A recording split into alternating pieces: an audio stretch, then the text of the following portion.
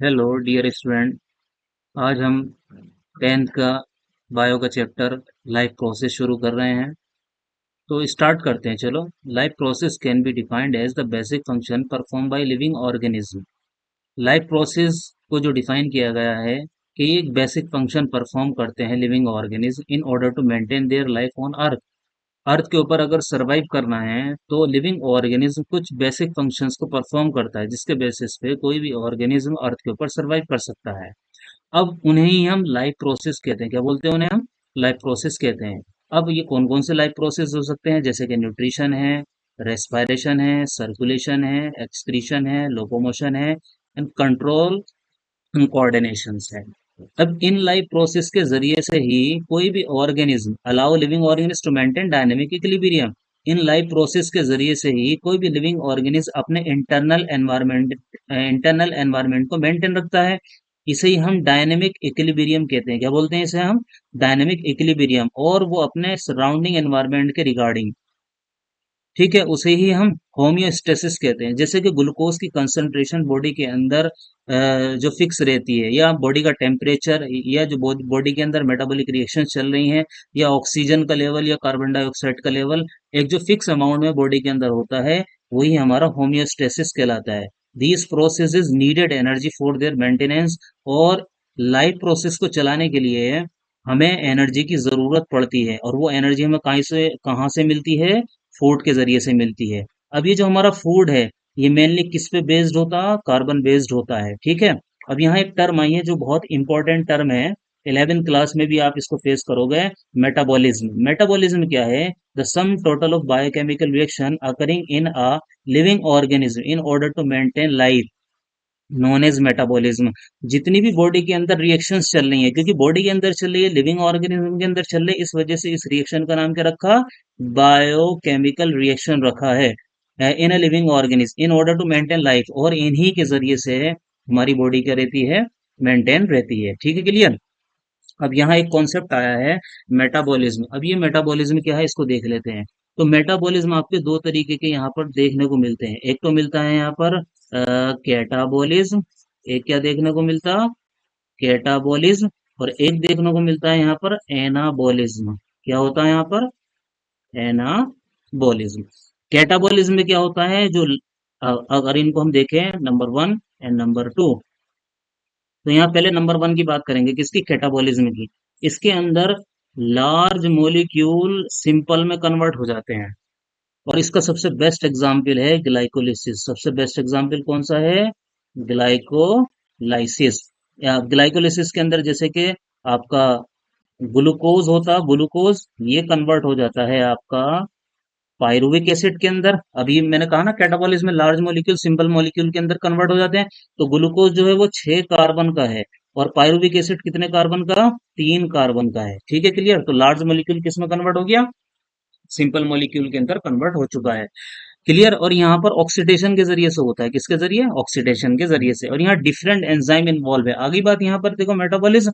Metabolism जो होती है वो केमिकल रिएक्शन होती है, और हमें पता है कि chemical reactions, all are reactions are mediated by enzyme inside the body. Body के अंदर जितनी भी रिएक्शन चल रही है वो किसके जरिए से रेगुलेट की जाती है? एंजाइम्स के जरिए से रेगुलेट की जाती है, ठीक है, clear. Now come to the anabolism. अच्छा, कैटाबॉलिज्म का जो दूसरा नाम है वो है डेस्ट्रक्टिव पाथवे, या डेस्ट्रक्टिव रिएक्शन भी कह सकते हैं हम इसको।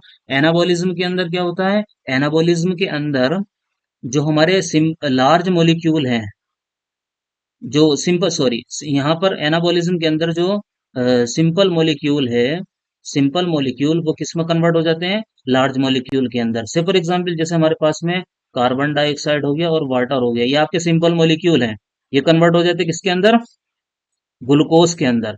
अब देखो, ग्लूकोज तो 6 कार्बन का है, ठीक है, और ये सिंपल मॉलिक्यूल है। अच्छा, ये प्रोसेस होता कहाँ पर है? ये प्रोसेस आपको देखने को मिलेगा फोटोसिंथेसिस के अंदर।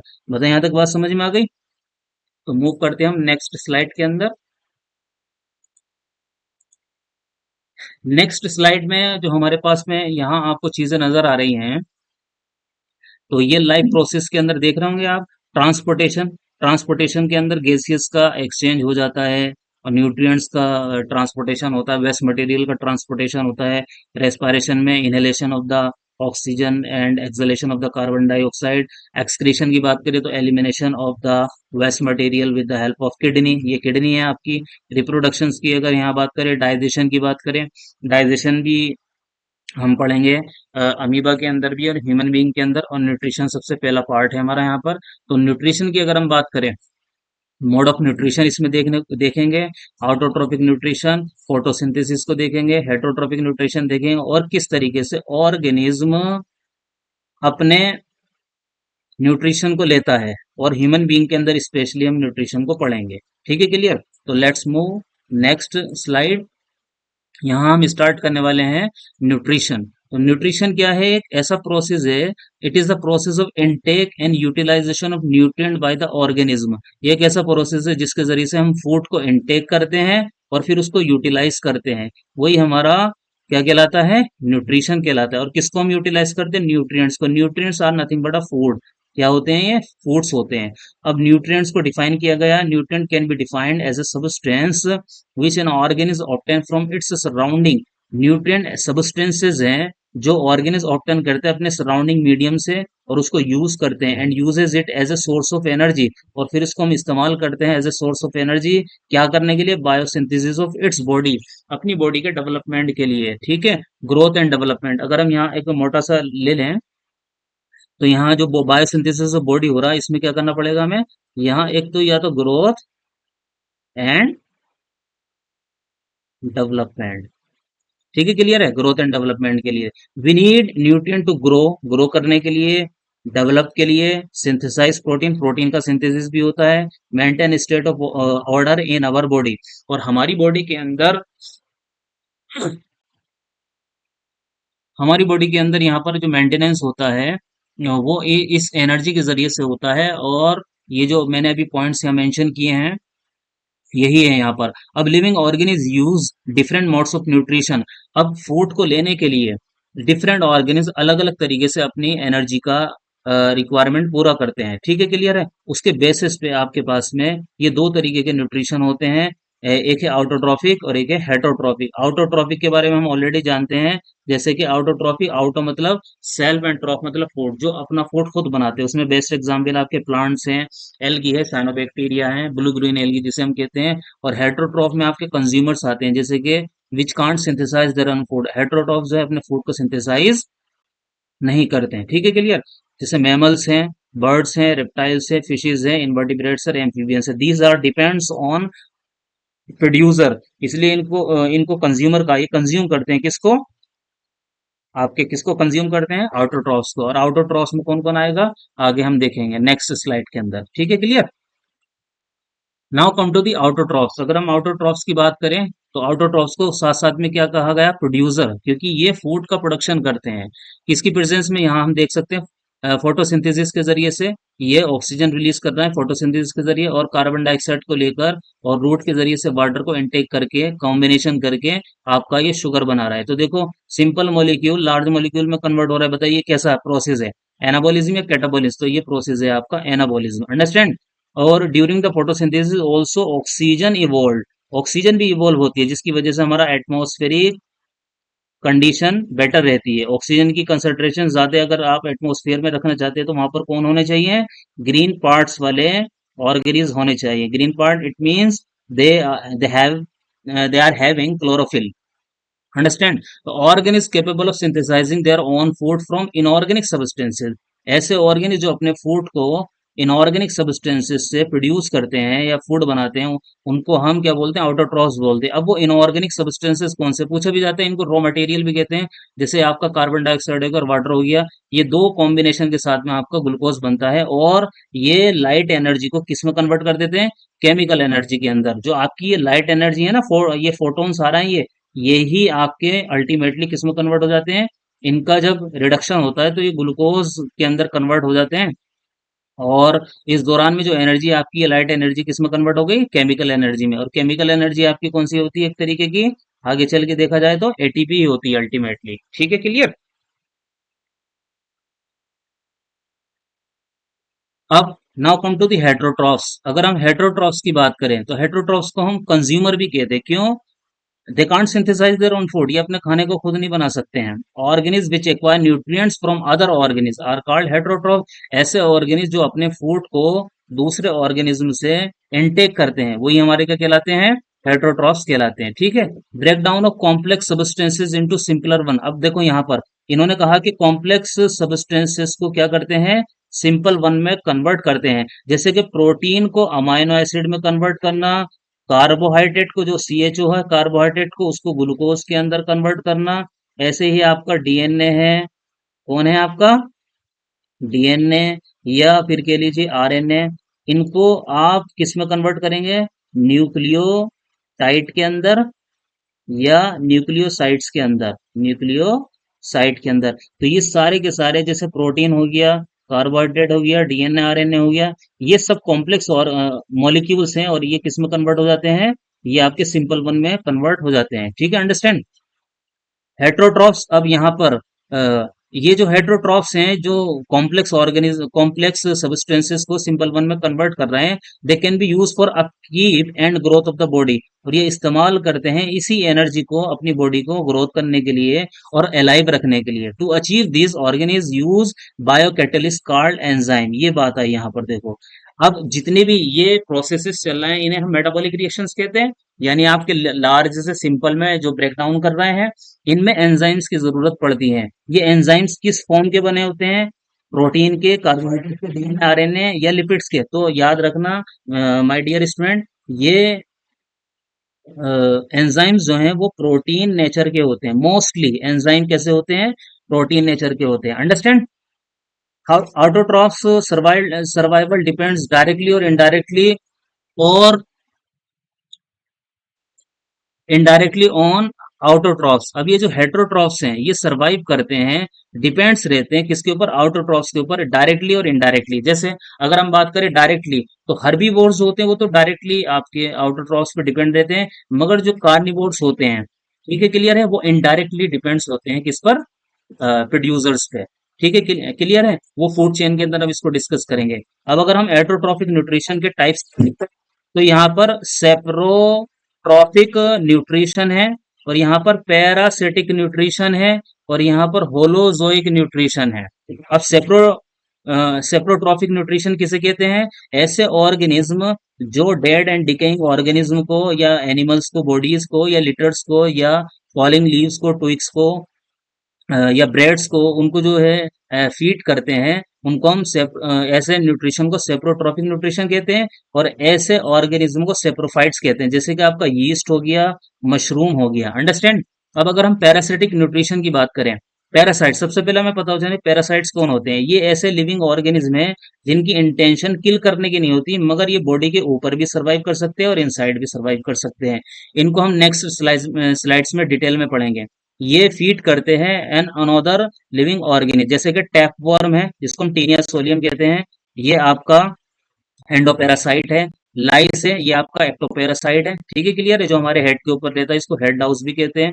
Now come to the holozoic nutrition. Holozoic nutrition में क्या होता है, मल्टी सेलुलर ऑर्गेनिज्म अपने फूड को सॉलिड फॉर्म में इंजेस्ट करते हैं, फिर उसके बाद में उसका डाइजेशन करते हैं, फिर उसके बाद उसको एब्जॉर्प्शन करते हैं। जो कॉम्प्लेक्स मॉलिक्यूल सिंपलर वन में कन्वर्ट हो जाते हैं उनका एब्जॉर्प्शन चलता है, देन उसके बाद में इसका एसिमिलेशन होता है, देन फाइनली जो अनडाइजेस्टेड फूड मटेरियल होता है, फाइनली जो अनडाइजेस्टेड फूड मटेरियल होता है उसको इजेशन कर दिया जाता है। ठीक है। अब इसके अंदर हम दो केसेस पढ़ेंगे, एक तो पढ़ेंगे ह्यूमन बीइंग का और दूसरा केस किसका पढ़ेंगे डियर स्टूडेंट, अमीबा का पढ़ेंगे। अंडरस्टैंड।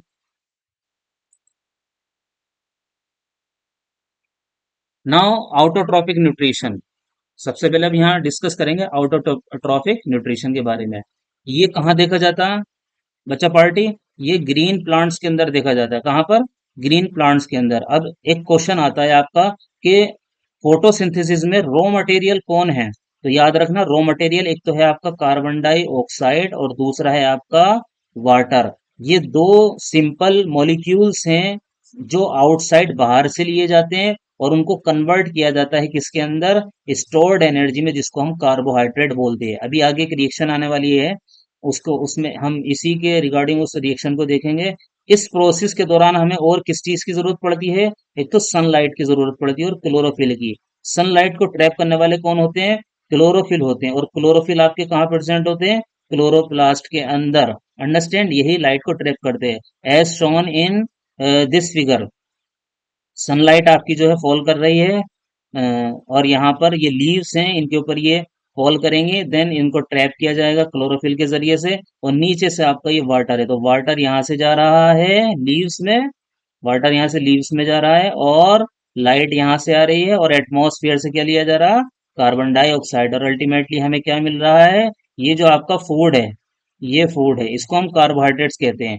नाउ अब आउटोट्रॉफिक न्यूट्रिशन के अंदर अगर हम बात करें, ये भी दो तरीके के होते हैं। जो लाइट की प्रेजेंस में अपना फूड बनाते हैं उनको फोटो ऑटोट्रॉफ्स कहते हैं, और नेक्स्ट स्लाइड स्लाइड में देखेंगे हम, जो केमिकल की प्रेजेंस में अपना फूड बनाते हैं उनको कीमो ऑटोट्रॉफ कहते हैं। अब फोटो ऑटोट्रॉफ्स में जैसे ग्रीन प्लांट्स हैं, synthesise food through the process of photosynthesis. जो ग्रीन प्लांट्स हैं वो फूड को सिंथेसाइज करते हैं, किसके जरिए से? फोटोसिंथेसिस के जरिए। फोटोसिंथेसिस क्या है? Synthesis of food under the presence of light with the help of chlorophyll by the combining of the carbon dioxide which take by plant from the surrounding medium, and water takes through the soil with the help of roots. Understand? तो यहाँ पर आपके simple raw material कौन आ गए? Once again water है और carbon dioxide है, किसकी प्रेजेंस में?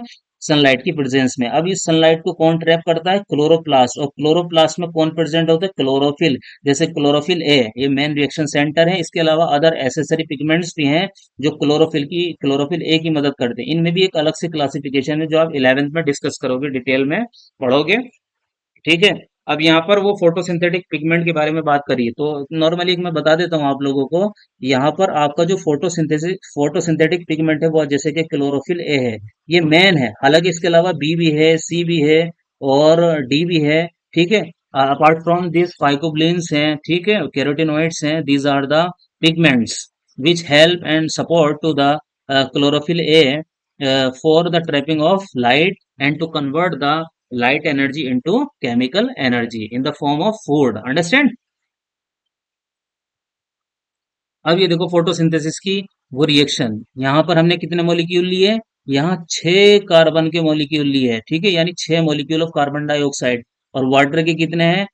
12 मॉलिक्यूल है कार्बन डाइऑक्साइड के। लाइट एनर्जी वो जो सोलर सिस्टम से आ रही है, उसे ही हम लाइट एनर्जी कहते हैं। ठीक है, क्लियर है? अब ये क्लोरोफिल की प्रेजेंट में, क्लोरोफिल कहाँ पे प्रेजेंट है बच्चा पार्टी? ये प्रेजेंट है आपके कहाँ पर? क्लोरोप्लास्ट के अंदर। अब देखो कन्वर्ट हो गया ग्लूकोज, ग्लूकोज के अंदर। ये सिंपल वन है, और ये कॉम्प्लेक्स ऑर्गेनिक मॉलिक्यूल है। ये 6 कार्बन का है। यहाँ पर आपकी ऑक्सीजन भी इवॉल्व होती है, कार्बन डाइऑक्साइड और वाटर भी निकलता है एज ए बाय प्रोडक्ट। तो फोटोसिंथेसिस क्या है? Is the process by which green plants and other organic convert light energy capture from the sun into chemical energy carbohydrate with the help of chlorophyll pigment, water, carbon dioxide. और साथ साथ में क्या निकलता है बच्चा पार्टी? ऑक्सीजन रिलीज करता है by product during this process.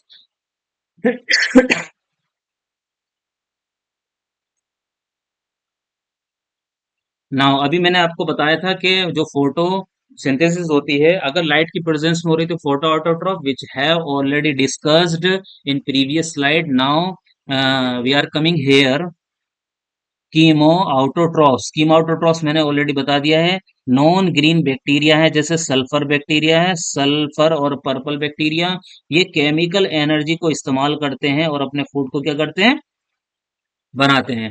ये जो इनऑर्गेनिक सब्सटेंसेस होते हैं ना, उनका ऑक्सीडेशन करते हैं, जैसे नाइट्रेट्स हैं, नाइट्राइट्स हैं। ये भी एक अलग, वो भी एक तरीके से कीमा ऑटोट्रॉफ्स ही कहलाते हैं। मगर यहाँ कुछ एग्जाम्पल स्पेशल किसके लिए दिया है? नॉन ग्रीन बैक्टीरिया के लिए दिया है। Their energy is drive from chemical reaction occurring in the bacteria. और रिएक्शन बैक्टीरिया के अंदर चलती है, क्योंकि यहाँ केमिकल को इस्तेमाल करके उनका ऑक्सीडेशन करा के फूड बनाया जाता है, फूड बनाते हैं। ठीक है, क्लियर है? जो हम ये फूड बना रहे हैं, ठीक है, क्लियर? ये प्रोसेस क्या कहलाता है? कीमोसिंथेसिस कहलाता है। अब इनको लाइट की जरूरत नहीं पड़ती है, जैसे फोटो ऑटोट्रॉफ्स को लाइट की जरूरत पड़ती है, अनलाइक इनको जरूरत नहीं पड़ती है इसके अंदर। अब heterotrophic nutrition, it is the mode of nutrition in which the organ drive nutrition by taking readymade. हाँ, ये बात देखो यहाँ पर, जो हेट्रोट्रॉपिक न्यूट्रिशन है इसमें क्या होता है, जो हेट्रोट्रॉप्स होते हैं वो रेडीमेड फूड लेते हैं, ये बनाते नहीं, ये डिपेंड्स नहीं है, ये तो अपना इंडिपेंडेंट है ही नहीं, ये डिपेंड्स है प्लांट्स के ऊपर, लिविंग प्लांट्स के ऊपर। ठीक है, क्लियर है, एंड एनिमल्स के ऊपर, understand. The survival of the heterotroph directly और इनडायरेक्टली डिपेंड ऑन ऑटोट्रॉप, मैंने बताया डायरेक्टली। अब देखो, अगर हम डायरेक्टली बात करें तो अगर हेट्रोट्रॉप्स के अंदर डायरेक्टली अगर कोई डिपेंड है तो वो है आपके हर्बीवोर। कौन है? हर्बीवोर। ये तो डायरेक्टली जो है एक तरीके से green parts of the plant को खाते हैं। अब हर्बीवोर्स में जैसे आपका गोट हो गई, ठीक है, कैटल हो गए, डियर हो गई, इनको जो कंज्यूम करते हैं, बताओ कौन कंज्यूम करते हैं? ये भी हेटेरोट्रॉफ्स हैं, ठीक है। तो ये सेकेंडरी कंज्यूमर कहलाते हैं, इनको हम बोलते हैं, जैसे कि आपका स्पेशली ह्यूमन में है, टाइगर है, ठीक है, एंड अदर एग्जाम्पल। ये आपके जो है इनडायरेक्टली डिपेंड है किस पे? प्लांट के ऊपर। ये तो प्लांट के ऊपर इनडायरेक्टली डिपेंड है, और ये जो गोट और कैटल्स हैं ये आपके, ये कैसे इन्वॉल्व हैं? डायरेक्टली। ये डायरेक्टली इन्वॉल्व है किसके ऊपर? प्लांट के ऊपर। ये प्लांट के ऊपर कैसे इन्वॉल्व है? डायरेक्टली। तो गोट है, कैटल ही, ये डायरेक्टली इन्वॉल्व है और डिपेंड्स है किस पे? ये डायरेक्टली कंज्यूम करते हैं प्लांट्स को। और ये ह्यूमन है, टाइगर है, लायन है, ये प्लांट्स को डायरेक्टली नहीं, इनडायरेक्टली। कैसे? ये इनको किल करके इनको इनके ऊपर फीड करते हैं। अब हेटरोट्रॉफिक मोड ऑफ न्यूट्रिशन की बात करें तो ये कैटेगराइज किया गया थ्री टाइप्स ऑफ, किस तरीके से वो अपने फूड को लेते हैं उनके बेसिस पे इनको कैटेगराइज किया गया है। Now come to the next slide. जैसे कि सेप्रोफाइटिक न्यूट्रिशन। सेप्रोफाइटिक न्यूट्रिशन में क्या होता है? It is a type of nutrition in which organism releases some enzyme.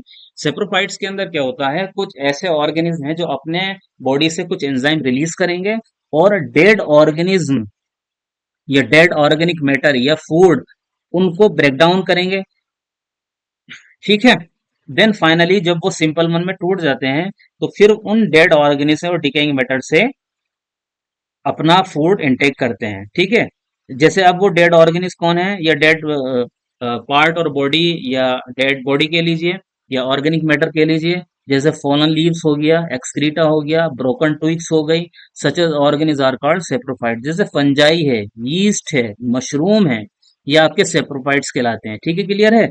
यहाँ आप देख रहे होंगे, ये ब्रेड है, और ये आपकी जो है ब्रेड माउल्ड है, ब्रेड माउल्ड, ठीक है। जो हम घर के अंदर नॉर्मली देखते हैं हमारे ब्रेड, अगर ओपन एरिया में खोल के रख दें तो वहां पर कुछ टाइम के बाद में यहाँ ये क्या ग्रो हो जाती है? फंगस ग्रो हो जाती है, अंडरस्टैंड। तो सेप्रोफाइट न्यूट्रिशन क्या होता है? जब लिविंग ऑर्गेनिज्म अपने फूड को डेड मैटर से या डेड ऑर्गेनिक फूड से, लाइक लीव्स हैं, ब्रोकन ट्विग्स है, या ब्रेड हो गए, ठीक है, इवन जो पिकल्स होते हैं, अचार होते हैं, उन पे भी ग्रो कर जाती है फंगस, ठीक है, फ्रूट्स पे भी ग्रो कर जाती है। तो वहां से ही अपने न्यूट्रिशन को इनटेक करते हैं, ठीक। उनको हम सेप्रोफाइट कहते हैं, और ऐसे न्यूट्रिशन को सेप्रोफिटिक न्यूट्रिशन कहते हैं, understand. Now come to the parasitic nutrition. Parasitic nutrition की बात करें तो सबसे पहले हमें पैरासाइट के बारे में पता होना है। पैरासाइट कौन होते हैं? लिविंग ऑर्गेनिज्म जो बॉडी के, ये सपोज करो ये एक बॉडी है और ये होस्ट है आपका, ये कौन हो गया? होस्ट।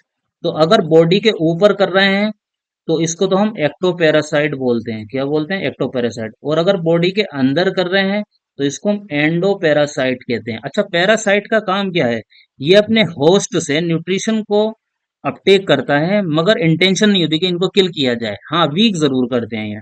तो in this mode of nutrition some organism live outside और इनसाइड। अगर बॉडी के होस्ट की बॉडी के ऊपर सर्वाइव कर रहे हैं तो उसको एक्टोपैरासाइट्स कहते हैं, जैसे हेड लाउस हो गया, हमारा बेड बग हो गया, ठीक है। और अगर इनसाइड कर रहे हैं तो उसको हम एंडोपैरासाइट कहते हैं, जैसे प्लाज्मोडियम वाइवेक्स है, एस्केरिस है, एस्केरिस लुम्बिक्रोइड्स हैं, ट्राइपेनोसोमा है, ठीक है। These are the parasite. और एंडोपैरासाइट्स है, अमीबा है, दीज आर द एंडोपैरासाइट्स। और राउंड वॉर्म और are the parasite in human body.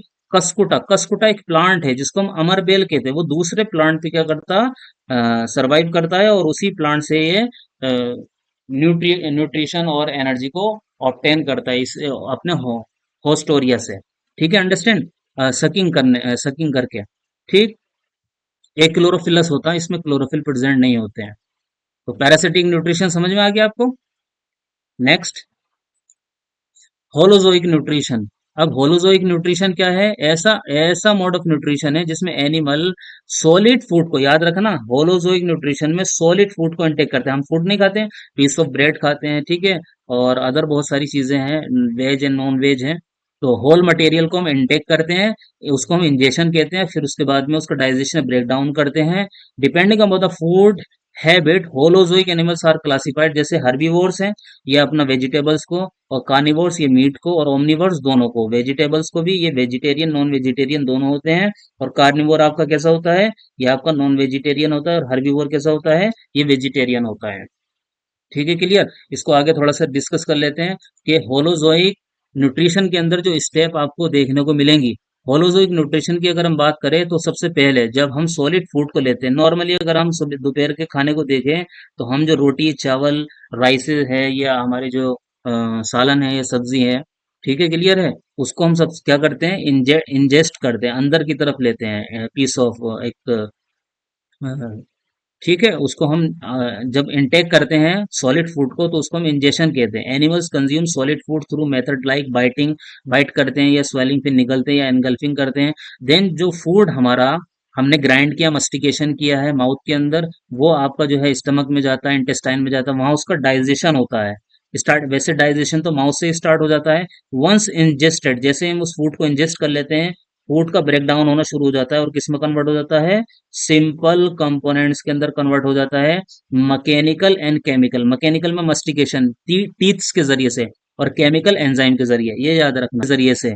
Mechanical digestion involve physical like chewing है, और while chemical involves enzyme that break down complex molecule into smaller ones। अब now जब ये complex molecule simple one में convert हो जाते हैं, इसे हम एब्जॉर्प्शन कहते हैं। क्या बोलते हैं?